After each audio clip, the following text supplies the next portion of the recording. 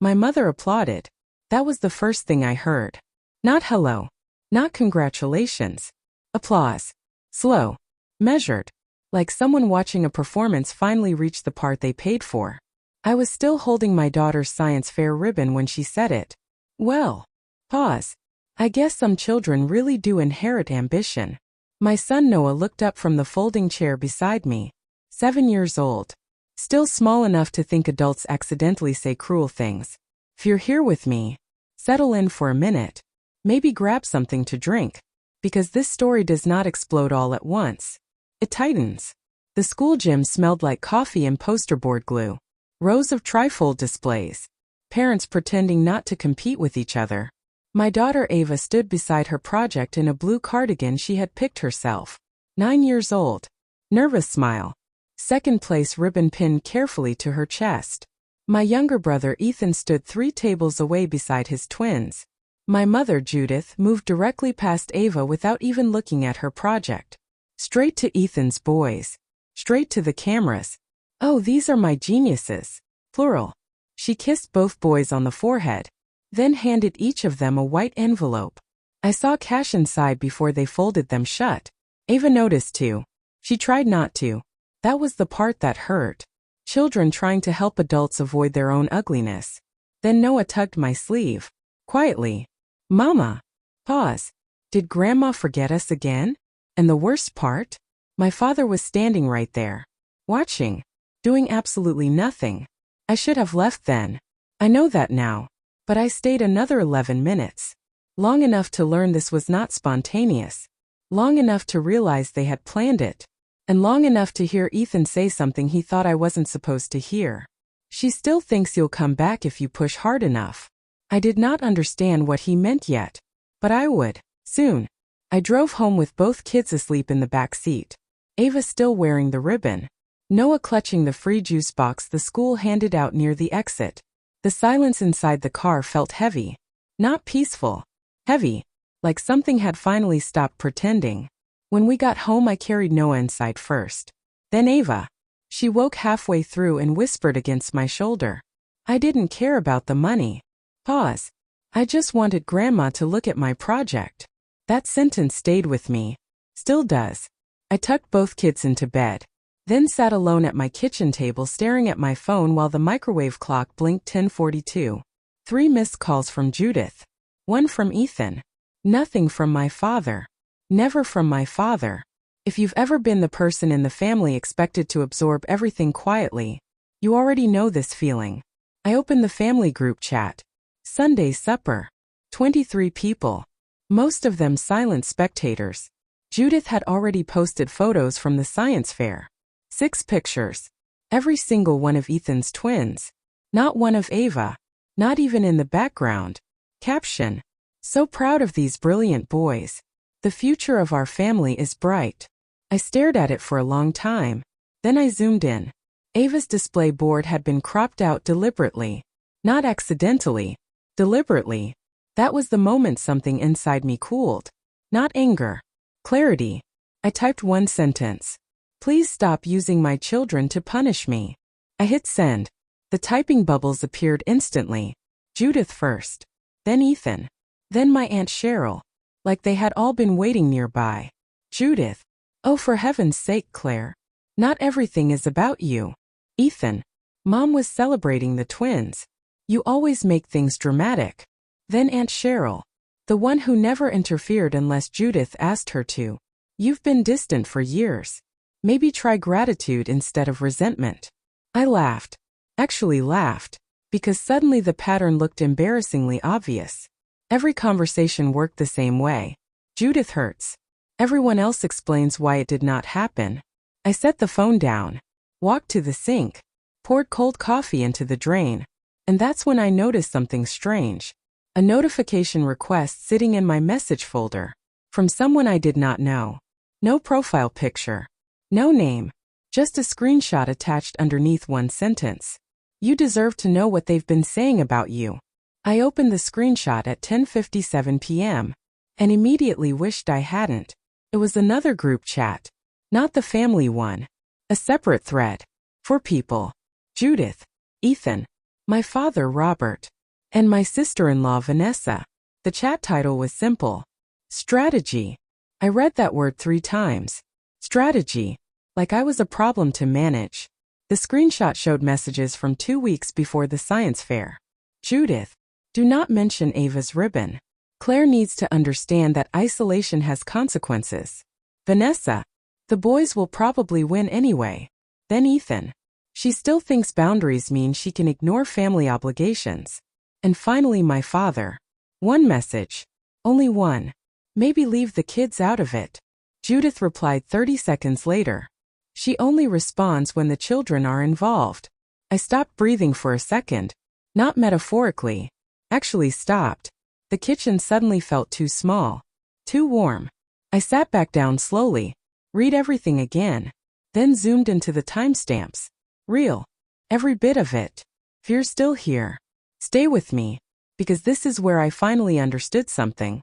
The science fair was never about the twins. Or money. Or achievement. It was leverage. Against me.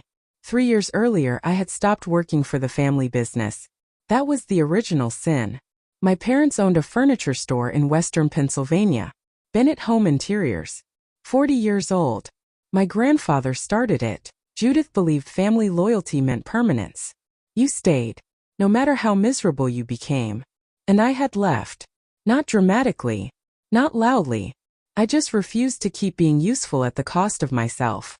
After my divorce from Daniel, I rebuilt slowly. Remote bookkeeping clients. Late nights. Kids asleep beside me on the couch while I worked invoices. No child support. No rescue. Just me. But Judith hated one thing more than failure. Independence. Because independent people stop asking permission. That was when the punishment started. Small at first. Forgotten birthdays. Last-minute exclusions. Photos where my children mysteriously never appeared. And every time I reacted, they called me emotional. Sensitive. Difficult. I saved the screenshot to a folder. Then another message arrived from the anonymous account. 3 words this time. She's escalating now. I typed back immediately. Who is this? No answer. Just another screenshot. This one from earlier that night. Judith. If she embarrasses me publicly again, I'll finish this permanently.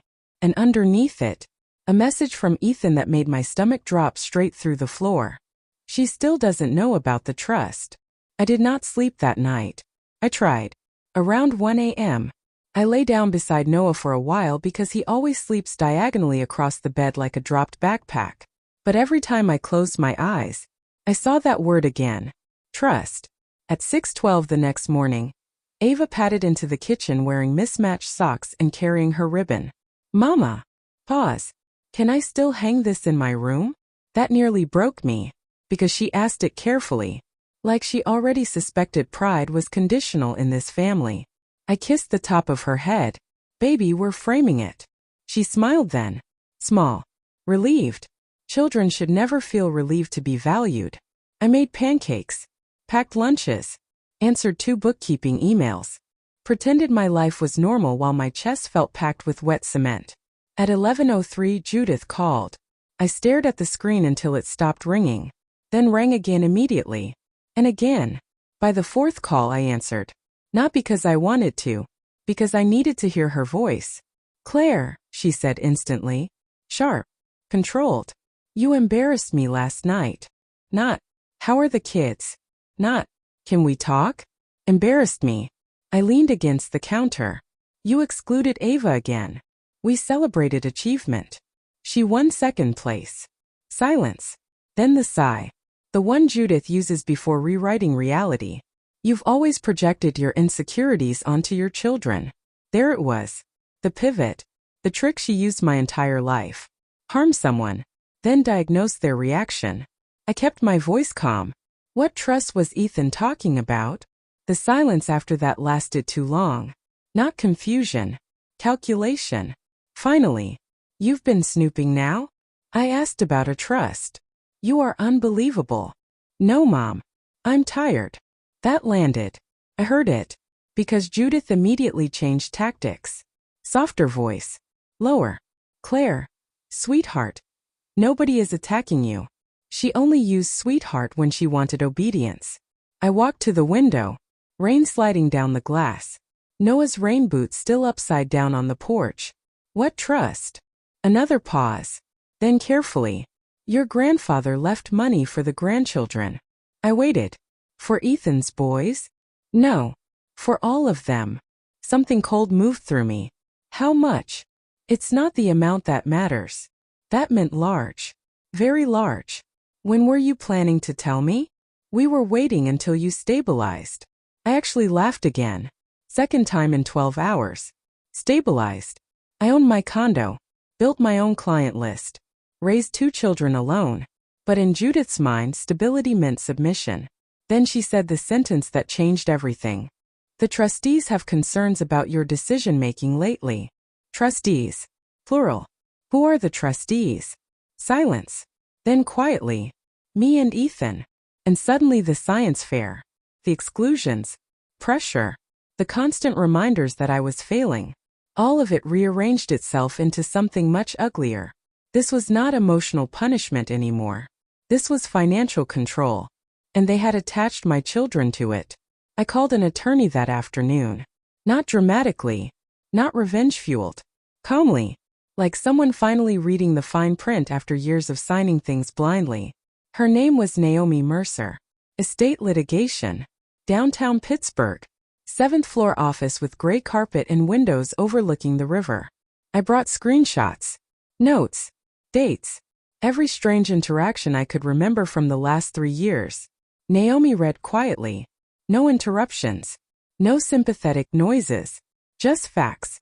When she finished, she folded her hands once and asked, "Did you ever receive official notice naming your children as beneficiaries?" No. Any annual statements? No. Copies of trust documents? I shook my head. Naomi's expression changed slightly. Not shock. Interest. That's unusual. I felt my stomach tighten. How unusual. If minors are beneficiaries, parents are typically informed unless there are extraordinary conditions attached. Conditions. Another word that suddenly felt dangerous. Naomi requested the trust records formally that same day. By Friday morning she called me back. And her voice sounded different. Careful. Claire. I think you need to come in. That sentence never leads anywhere good. I drove there in silence. Rain again. Pennsylvania had been gray for 3 straight weeks. Naomi closed her office door behind me and slid a document across the desk. Trustee amendment. Signed 11 months earlier. I scanned the page once. Then again slower. My mother had petitioned for temporary discretionary oversight of my children's distributions. Reason listed. Concerns regarding emotional instability, inconsistent household structure, and financial unpredictability. I stared at the words until they blurred. Emotional instability, because I left a controlling marriage. Inconsistent household structure, because I was divorced. Financial unpredictability, because I built my own business instead of working for them. Naomi tapped one paragraph gently. There's more. I kept reading. Under recommendation evidence. Letters attached from Ethan, Vanessa, and my father. My father's letter was only 6 sentences long. But I recognized his handwriting immediately. Claire struggles with impulsive reactions and prolonged resentment. Judith has historically provided the most stable environment for the children. I stopped there. Couldn't keep reading for a second. Because suddenly every holiday invitation made sense. Every guilt trip. Every push to come home.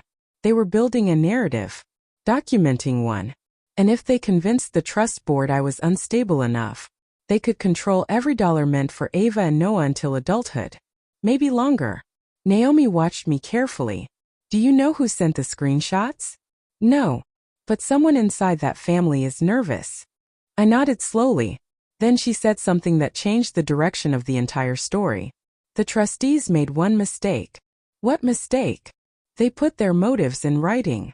I looked up. Naomi slid another page toward me. Printed email. From Judith to the trust administrator. Subject line. Pressure may encourage reconciliation. And underneath it, if access to funds motivates Claire to reconnect with the family properly, then the arrangement is serving its purpose. Not concern. Not protection. Leverage. Documented. Legal. Ugly. And for the first time since the science fair, I stopped feeling hurt.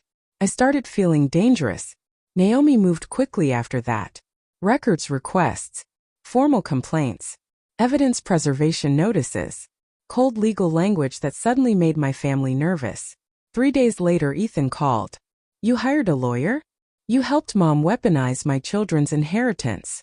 Silence. Then the usual shift. We were trying to keep the family together. No. You were trying to keep control. That ended the conversation faster than yelling ever could. Later that night, another anonymous screenshot arrived. An email from my father to Judith. We should settle this quietly before Claire shows the board everything. Judith replied. She won't go through with it. She still wants a mother. I stared at that sentence for a long time, because she believed love made me weak. And for years, she had been right.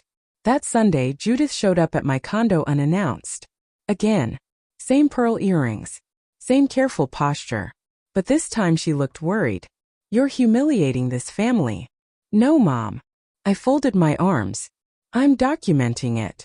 And for the first time in my life, Judith looked afraid of me. The trust review meeting happened in April. Long conference table. 3 board members. 2 attorneys. Judith arrived dressed like respectability itself. Naomi arrived with binders. That mattered more. Judith spoke first. Concerned mother voice. Claire is unstable. She isolates the children. We're trying to protect the family. Then Naomi started presenting evidence. The emails. The screenshots. The message about using financial pressure to force reconciliation. The room changed immediately. One board member asked, "What exactly were you protecting?" Judith froze. Ethan tried stepping in. "We just wanted the family back together." Naomi answered calmly, "By controlling access to the children's inheritance?" Silence. Heavy silence. Then the board chair asked the final question. "Did you use trust distributions to influence your daughter's behavior?" Judith hesitated too long. That was enough. Oversight revoked. Independent administrator assigned. Judith and Ethan lost control of the trust completely. After the meeting, my father stopped me in the hallway. I should have stopped her years ago. Why didn't you? His eyes filled instantly. I thought keeping peace was love. And suddenly I realized. Silence was the real family tradition. The family group chat died quietly after the hearing. No announcement. People just stopped talking. Judith sent 2 long emails afterward. Neither included the word sorry. Ethan disappeared completely. My father started sending short messages every few weeks. How are the kids? Hope Ava enjoyed science camp. Small. Awkward. Honest.